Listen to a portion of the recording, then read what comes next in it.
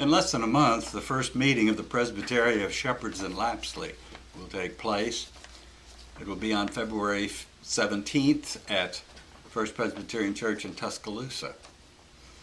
Among other things, at that time we will be talking about the anticipated giving from congregations to the presbytery for the work of Presbytery, Synod, and General Assembly. And we will also be talking about what we see as the expenses of the presbytery to carry out the mission which the presbytery, at least to this point, has mandated. It's very uncomfortable, it seems, either for the pastor in the pulpit or the parishioner in the pew to talk about money in the church. It's interesting because Jesus didn't have a problem talking about money. The Bible doesn't have a problem addressing the idea of giving. When you look at biblical words, you find that the word believe appears in the Bible 273 times. The word pray appears 371 times. The word love appears 714 times.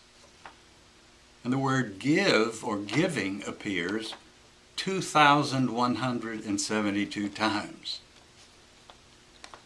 It seems that the Bible's priorities are not always reflected in our giving. When Charlemagne, the king of the Franks, was crowned Holy Roman Emperor in the year 800, he ordered his army to be baptized as Christians. According to legends, as the troops went down into the water, they held their battle axes up out of the water so that they wouldn't have to give up their warlike ways.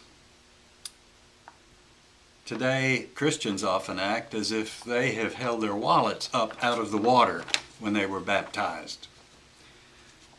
Now, of course, most of us Presbyterians were sprinkled and didn't go down into the water, and our baptisms took place before we even owned wallets. However, the intention of the sacrament is for us to be baptized all over. The offering of ourselves to God means committing our whole selves, and that includes our wallets. In contributing, your congregation affirms that you are a member of this Christian family of faith, this faith community we call the Presbyterian Church USA. You also encourage in your congregations for members to give a tithe, 10% of their offerings to God. And I would say that if you're to do that, then you as sessions in deciding how to use the congregation's money should also give 10% to God. Speaking of that 10%, I recently was reading in Elizabeth Edwards' little book, Resilience, a story about her family when she was a child. She was 7, her brother was 6, and her sister was 5. And they always walked to church on Sunday mornings, and they always had in their hands 10 cents of their dollar allowance for the offering.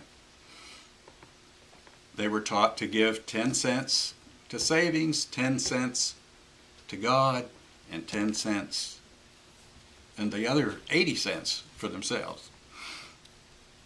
As they went down the street, the 5-year-old was tossing her dime back and forth from one hand to the other when she dropped it.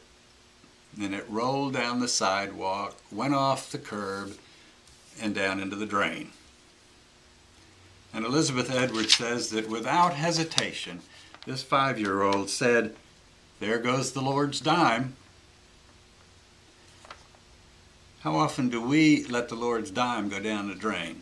Or whatever goes down the drain, well, that's the Lord's. We should give off the top of our income. I know that If I give 10% off the top, I manage to make it through the week and the month. And if I don't give 10% off the top, then many times I end up the month and I don't have any money there to do the 10%. So let me ask you, as you prepare for the Presbytery meeting, to think in your congregations, particularly in your sessions, about your giving and how you will give to the Presbytery to support the mission that the wider church does in the name of Jesus Christ. By contributing, you affirm that you are a member of this Christian community, this community of faith we call the Presbyterian Church, USA. I look forward to seeing you at Presbytery, and I hope you have a good Sunday ahead and a good few weeks ahead. Thank you.